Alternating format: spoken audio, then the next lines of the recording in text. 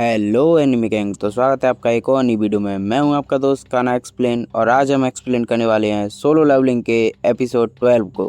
तो एपिसोड की शुरुआत में हम देखते हैं अब सुओ आगे बढ़ता है। आगे बढ़ते हुए वो अपने दोनों तरफ कई स्टैचूज़ को देखता है जिन्होंने हाथ में स्वॉर्ड पकड़ रखा था। लेकिन जैसे ही सुओ कुछ दूर जाता है एक स्टैचू उस पर पीछे से अटैक कर देता है। सुओ तुरंत उसे देख लेता है और गोंगलेट की हेल्प से इस अटैक को रोक लेता है। वो उसे पीछे की तरफ फोर्स करता है और गोंगलेट के साथ एक पंच लगा देता है। जैसे ही वह स्टैचू डिस्ट्रॉय होता है नोटिफिकेशन आ जाती है कि लेवल इंक्रीज हो चुकी है। सुओ सोचता है कि ये चीज़ हिल भी सकती है। तभी उसे याद आता है कि ऐसे स्टैचूज बहुत सारे थे। जिसके बाद वो वहाँ के सारे स्टैचूज सुओ की तरफ आने लगते हैं। सुओ केवल गोंगलेट के साथ ही उन सभी से फाइट करने लगता है। जैसे जैसे वह स्टैचूज ख़त्म हो रहे थे उसका लेवल भी बढ़ रहा था।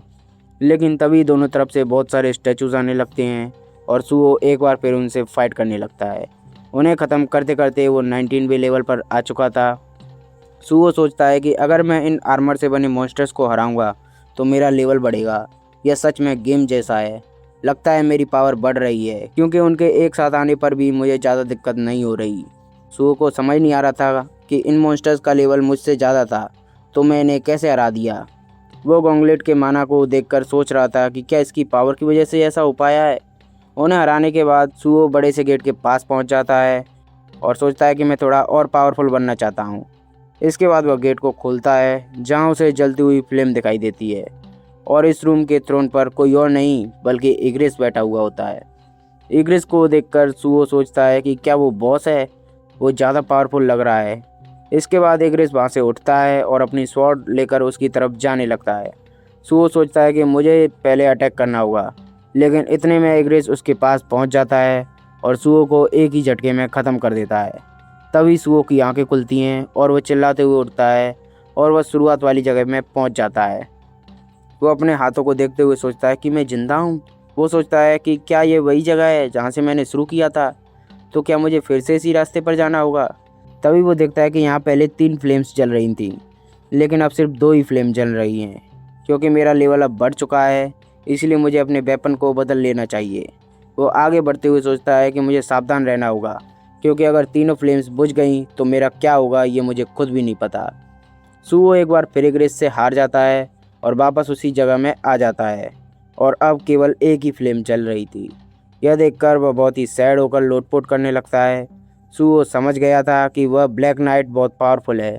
फिर वह खुद को कंट्रोल करता है। तभी वह यहाँ रखी इग्रिस की तरह स्वॉर्ड को देखकर सोचने लगता है वह यही वेपन यूज़ कर रहा था। इसके बाद सूप्स को अपने साथ रख लेता है और सोचता है कि मैं पहले अपना लेवल बढ़ाऊंगा और फिर उसका सामना करूंगा। सुओ के सामने फिर से वह स्टैचूज़ आ जाते हैं। सुओ सोचता है कि ये लोग भी बार बार रिवाइव हो रहे हैं तो इसका मतलब इनके पास इनफाइनाइट रीजनरेशन है। सुओ एक बार फिर उन सोल्जर्स को ख़त्म करने लगता है। यह सभी वेपन्स का यूज़ कर रहा था। सुओ का लेवल लगातार बढ़ रहा था लेकिन इस बार सुओ जैसे ही उन सभी सोल्जर्स को ख़त्म करता है तभी नोटिफिकेशन आती है कि प्लेयर रिक्वायर्ड लेवल तक पहुंच चुका है। और तभी टाइटल क्वेस्ट की नोटिफिकेशन आती है जिसके बाद नोटिस आती है कि क्या आप इस क्वेस्ट को एक्सेप्ट करना चाहते हो। सुओ को एक्सेप्ट करते ही दोनों तरफ के पोर्टल खुलते हैं और नोटिफिकेशन आती है कि टाइटल क्वेस्ट अब स्टार्ट होता है। आप कितने समय तक यहाँ टिके रहते हैं, इसके बेस पर आप हाई क्लास टाइटल के लिए पॉइंट्स गेन कर सकते हैं। टाइमर के चालू होते ही दोनों पोर्टल से कई तरह के पावरफुल सोल्जर्स निकलने लगते हैं। यह देखकर सुओ बोलता है कि मैं मुश्किल में था क्योंकि मेरे पास घड़ी नहीं थी लेकिन अब सब ठीक है। अब मैं आसानी से लड़ सकता हूँ। मैजिकल सोल्जर्स उस पर अटैक कर देते हैं लेकिन सुओ वहाँ से जंप करते हुए दूसरी जगह पर पहुँच जाता है। वह सोल्जर्स चैंटिंग करते हुए आग का एक बाउंडर बना देते हैं और उसे सुओ पर रिलीज कर देते हैं। सुओ इस अटैक को किसी तरह से शील्ड से रोक लेता है। इसके बाद कुछ सोल्जर्स कुछ का साइज़ बढ़ा लेते हैं। यह देखकर सुओ अपनी शील्ड फेंक देता है और बोलता है कि मुझे ऐसी चीज़ की अब ज़रूरत नहीं है। इसके बाद वह एक स्वॉर्ड से उस बड़े स्टैचू को ख़त्म कर देता है और उस स्वॉर्ड को फेंक कर दूसरे स्टैचू को ख़त्म करते हुए बोलता है कि मुझे अब इसकी भी ज़रूरत नहीं है। इसके बाद वह एरो का यूज़ करते हुए कई स्टैचूज़ को ख़त्म करके उसे भी फेंक देता है। इसके बाद वह एक सोल्जर्स के पीछे जाता है और डैगर निकालकर उसे ख़त्म कर देता है और उन्हें भी फेंक देता है। सारे वेपन्स को फेंकने के बाद वह बोलता है कि मुझे किसी भी चीज़ की ज़रूरत नहीं है क्योंकि एक मर्द अपने हाथों से भी लड़ सकता है। वह सभी को ख़त्म करते हुए लेवल अप कर लेता है। इसके बाद नोटिस आती है कि प्लेयर के टेस्ट के बाद उसे उसके पॉइंट्स के हिसाब से टाइटल दिया जाएगा। उसकी फाइटिंग स्पिरिट ने सभी ट्रायल्स को पार कर लिया है। आपने अपनी पावर्स पर भरोसा रखा और बिना ट्रायल के डरे खुद को और भी बेहतर बनाते रहे। जिसके बाद सुओ के क्लास का नाम दिया जाता है, जो कि मार्शल आर्टिस्ट है। सुओ फाइट करता रहता है। आगे बढ़ने के साथ साथ सुओ को पॉइंट्स मिल रहे थे। उसके पॉइंट्स लिमिट से ज़्यादा हो गए थे और उसे मार्शल आर्टिस्ट से सोल स्ट्राइकर का टाइटल मिल जाता है। इसके अलावा सुओ लगातार फाइट्स करता रहता है और उसका लेवल बढ़ता रहता है, जिसकी वजह से उसे नेकलेस ऑफ वॉचमैन मेज की सबसे रैंक वाली रिंग और स्कॉचिंग गॉन्गलेट और फाइटिंग फैंटम मिलता है।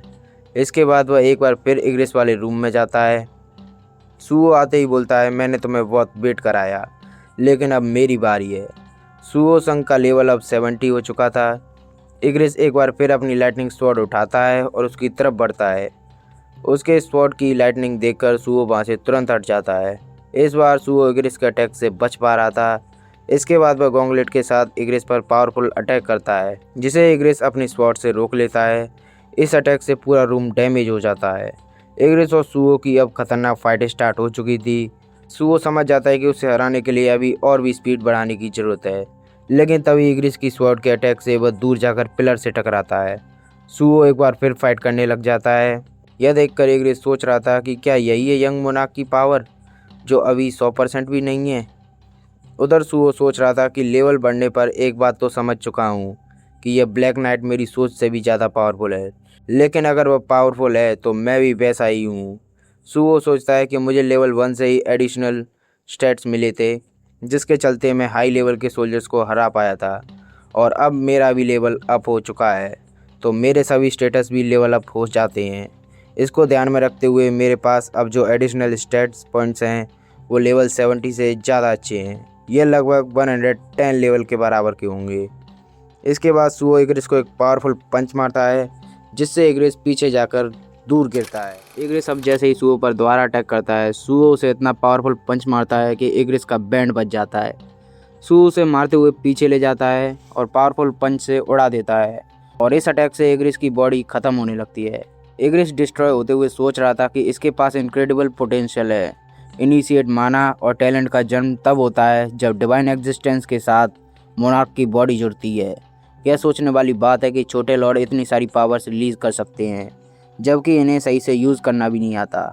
इसके बाद सुओ इग्रिस को अपनी खतरनाक पावर्स के साथ ख़त्म करने के लिए आगे बढ़ता है, और इग्रिस बोलता है कि यंग मोनार्क, मैं हार गया। सुओ के इस पंच से इग्रिस के साथ ही उसकी स्वॉर्ड भी धूल बनकर उड़ जाती है, जिसके बाद सुओ चिल्लाता है कि मैं जीत गया। उसके बहुत सारे लेवल अप्स हो जाते हैं और सुओ खुशी से नाचते हुए बोलता है कि आखिरकार मैं उसके खिलाफ जीत ही गया। वहाँ पर आखिरकार सुओ अपने डैड के पहले टेस्ट को पार कर चुका था।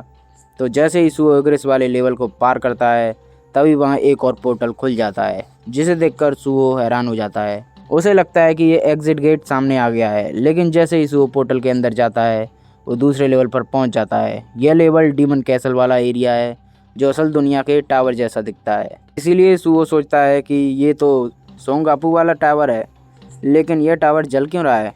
तभी सुओ के सामने 3 सिर वाला डीमन आ जाता है। वो डीमन सुओ को देखकर रोर करने लगता है। सुओ बोलता है कि मुझे लगता है कि यह कोई मॉन्स्टर नहीं है, यह सिर्फ आग में जलता हुआ एक स्टोन स्टैचू है। उसकी बात सुनकर उस मॉन्स्टर के वो पसीने आ जाते हैं। सुओ वहाँ से आगे बढ़ता है, जहाँ वो टावर के गेट के पास आ जाता है। वो गेट खोलता है और अंदर चला जाता है, जहाँ की दीवारों पर उड़ते हुए डीमंस के स्टैचू थे।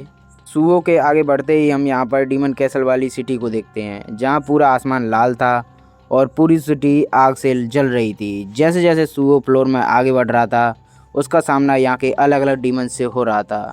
वो आसानी से सभी डीमंस को ख़त्म करते हुए आगे बढ़ रहा था। वो बहुत तेज़ी से और आसानी से फ्लोर्स को पार करते जा रहा था, इसीलिए उसे समझ नहीं आ रहा था कि ये सब डीमंस इतने कमज़ोर क्यों हैं। वह सोचता है कि शायद मैंने अपना लेवल ब्लैक नाइट को हराने के बाद कुछ ज़्यादा ही बढ़ा लिया है। सुओ अकेले ही बिना किसी मदद के पूरी सिटी के डीमंस को हराते हुए 70 लेवल पर पहुंच जाता है। लेकिन जैसे ही वो वह पहुंचता है, उसके सामने रेड्रो क्लैन की प्रिंसेस एसेल आ जाती है। सुओ को तुरंत लेवल पार करना था, इसलिए वह सीधे आइसेल पर अटैक कर देता है, लेकिन आइसेल उसे रोकने के लिए कहती है और सुओ तुरंत खुद को रोक लेता है। आइसेल बताती है कि तुम काफ़ी सारी मुश्किलों को पार करते हुए यहाँ पहुँचे हो, तुम पिछली बार यहाँ नहीं आए थे। सुओ हैरान हो जाता है कि पिछली बार, इस बात का क्या मतलब है। लेकिन एसिल तुरंत इस बात को टाल देती है। इसके बाद एसिल बताती है कि मैं रेड रॉक क्लैन की बड़ी प्रिंसेस हूँ और मेरा नाम एसिल है। लास्ट स्टेज में आपका स्वागत है। सुओ के पूछने पर एसिल बताती है कि यही एंड है। तभी वहाँ एक और पोर्टल खुलता है। सुओ पूछता है कि अगर यह एंड है तो फिर यह नया पोर्टल क्यों खुल गया। तब एसिल बताती है कि यह डीमन का महल नहीं है, यह एक गेट है जो दूसरे डायमेंशन में ले जाता है। सुओ सोचता है कि ऐसी चीज़ों को गेट बोलते हैं। इसके बाद सुओ वहाँ से जाने लगता है, लेकिन तभी एसिल उसे खाना खाने के लिए रुकने को बोलती है। तब सुओ बोलता है कि मुझे नहीं पता कि डीमंस क्या खाते हैं, लेकिन मैं अभी भी उस एज का नहीं हूँ कि शराब पी सकूँ। मैं खाना अगली बार खाऊंगा जब मैं बड़ा हो जाऊंगा। इसके बाद सुओ वहाँ से जाते हुए बोलता है कि मैं अगली बार तुमसे ज़रूर मिलूंगा। एसिल गुस्से में मन में सोचती है कि मोनार्क वापस कभी नहीं मिलते हैं। जब भी वे यह कहकर जाते हैं मैं तुमसे फिर मिलूंगा। वह जिन्वो के बारे में सोचती है कि 60 साल हो चुके हैं जब से उन्होंने डीमन कैसल की तरफ ध्यान भी नहीं दिया। इसके बाद सुओ उससे बोलता है कि तुम्हारा नाम याद रखूंगा और हम फिर से ज़रूर मिलेंगे। जिसके बाद एसिल भी उसे बाय बोल देती है। सुओ पोर्टल के अंदर जाते हुए सोच रहा था कि कहीं ये कोई ट्रैप तो नहीं है। सुओ जैसे ही पोर्टल के अंदर जाता है वह अगले लेवल पर पहुंच जाता है, जो कि एंड कॉलोनी थी। यहाँ इतनी सारी एंड्स को सामने देखकर उसे पसीने आ जाते हैं। सुओ भागते हुए सोच रहा था कि यह इतनी बड़ी एंड्स यहाँ पर क्यों हैं। इसके बाद वह उनसे फाइट करने लगता है। उनसे फाइट करते करते सुओ अब 94 लेवल पर पहुँच जाता है। उन सभी एंड्स को हराने के बाद उसे एक गेट दिखाई देता है और वह उसके अंदर चला जाता है। सुओ सोचता है कि अगर ये रूम इतना बड़ा है तो इसका बॉस कितना बड़ा होगा, और तभी उसके सामने बेरू आता है। बेरू को देखकर सुओ सोचता है कि क्या ये अकेला ही है यहाँ पर।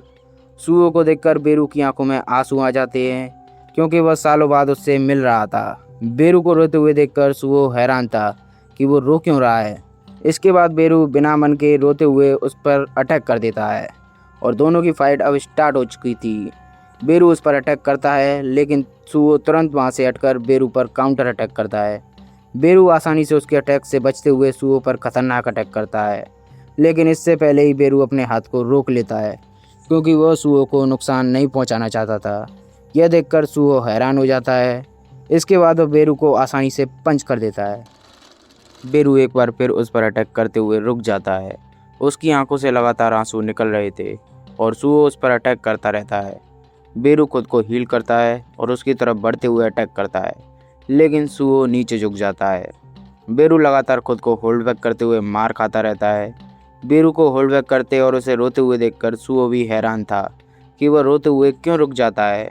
इसके बाद बेरू चिल्लाता है और अपने गार्ड को डाउन कर लेता है। बेरू नाटक करते हुए खुद ही गिर जाता है और अपने छोटे लॉर्ड के सामने हार मान लेता है। बेरू के हार मानते ही सुओ का लेवल इंक्रीज हो जाता है। सुओ हैरान होकर सोचता है कि वह जीत के बहुत करीब था, आखिर उसने ऐसा क्यों किया। एक एंड जिसके पंख हैं और वो बहुत डरावना है, लेकिन वह हिचकिचा रहा है। अटैक करने की बजाय उसने मुझे कई मौके दिए और इसी वजह से मैं उससे जीत पाया। सुओ देखता है कि उसकी बॉडी में काफ़ी सारे डैमेज हुए हैं। तभी वहाँ एक और गेट खुल जाता है। सुओ सोचता है कि मुझे नहीं लगता कि अब मेरा लेवल बढ़ेगा, लगता है इस बार सच में मैं घर वापस जा सकता हूँ। इसके बाद सुओ उस पोर्टल में चला जाता है, लेकिन अंदर जाते ही वह वहाँ कई जायंट्स और मॉन्स्टर्स की आर्मी को देखता है। सुओ उनसे फाइट करते हुए सोचता है कि लगता है यह सच में कभी ख़त्म नहीं होगा। सुओ अब 99 लेवल पर आ चुका था। इसके बाद सुओ उन जायंट्स के साथ खतरनाक फाइट करने लगता है। वो लगातार एक एक करके जायंट्स को ख़त्म कर रहा था और अपने लेवल को इंक्रीज़ करता जा रहा था। जायंट्स को ख़त्म करने के बाद सुओ के सामने ग्रीन ऑप्स आ जाते हैं, जिसके बाद सुओ उनके साथ फाइट करने लगता है। सुओ के सामने अलग अलग तरह के ऑप्स आते रहते हैं, जो कि ड्रैगन्स पर सवार थे। अब वहाँ कई सारे ऑप्स ड्रैगन्स के साथ आ जाते हैं। इसके बाद सुओ जंप करते हुए हवा में आ जाता है और एक ऑर्ब को मारते हुए उसके ड्रैगन पे खड़ा हो जाता है, जिसके बाद सुओ ज़्यादातर ऑर्ब्स को आसानी से हरा देता है। लेकिन तभी उसके सामने टाइटन्स की आर्मी भी आ जाती है। उन टाइटन्स का लीडर सुओ से बोलता है कि 30 साल बीत चुके हैं मुझे यहाँ रहते हुए। मुझे इस फॉर्म के साथ गेम में भाग लेने की इज्जत मिली है और तुम इस गेम में हो, इसका मतलब तुम्हें हमारे किंग पसंद करते हैं। तुम शायद छोटे मोनार्क होंगे, पर मुझे नहीं लगता कि तुम मेरी पावर्स के सामने टिक पाओगे। तभी सुओ उसे पंच मारते हुए बोलता है कि तुमने अभी कुछ कहा क्या। इसके बाद सुओ वहाँ के सारे टाइटन्स पर एक साथ अटैक कर देता है और लीडर की अच्छे से कुटाई कर देता है। लेकिन तभी वहाँ अपनी स्टाफ के लिए टस्क आ जाता है। टस्क सुओ को ग्रेविटी की पावर से नीचे गिरा देता है। सुओ ड्रैगन के ऊपर से नीचे गिर चुका था। वो सोचता है कि ऐसा लग रहा है जैसे मुझे किसी भारी चीज़ से दबाया जा रहा हो। वो टस्क को देखते हुए सोचता है कि लगता है कि यह सब वही कर रहा है। तभी वहाँ 3 शैडो मॉन्स्टर्स आ जाते हैं और वह तीनों एक साथ सुओ पर अपनी फायर रिलीज करते हैं। लेकिन इससे पहले ही सुओ तुरंत वहाँ से निकल जाता है और तीनों शैडो सोल्जर्स को एक अटैक करके मार देता है। सुओ एक बार फिर हवा में जंप करते हुए ऑफ को नीचे गिराकर उड़ने वाले शैडो मॉन्स्टर्स में खड़ा हो जाता है। वह सोचता है कि मैं पहले उन्हें हराऊंगा जो ज़्यादा मुश्किल लग रहे हैं। लेकिन जैसे ही सुओ टस्क की तरफ देखता है वह हैरान हो जाता है, क्योंकि टस्क ऑर्ब की पावर्स को यूज़ करते हुए सुओ की तरफ आग का एक गोला क्रिएट कर चुका था। टस्क जैसे ही उसे सुओ पर रिलीज़ करता है, सुओ तुरंत वहाँ से हट जाता है। टस्क के इस अटैक से वो आइलैंड बुरी तरह साफ़ हो जाता है, जिसे देखकर सुओ के पसीने आ जाते हैं। इसके बाद टस्क बोलता है कि मेरे स्टाफ की वजह से मेरे धमाके और भी ज़्यादा शानदार हो गए हैं, और यह सुनकर सुओ की और फट जाती है और यह एपिसोड यहीं पे ख़त्म हो जाता है। तो अगर वीडियो चले तो वीडियो को लाइक करें, कमेंट करें एंड शेयर करना ना भूलें। साथ साथ चैनल को सब्सक्राइब जरूर कर लें एंड बेल नोटिफिकेशंस को भी ऑन कर लें फॉर रेगुलर अपडेट्स। तो मिलते हैं नेक्स्ट वीडियो में, तब तक के लिए टाटा बाय बाय।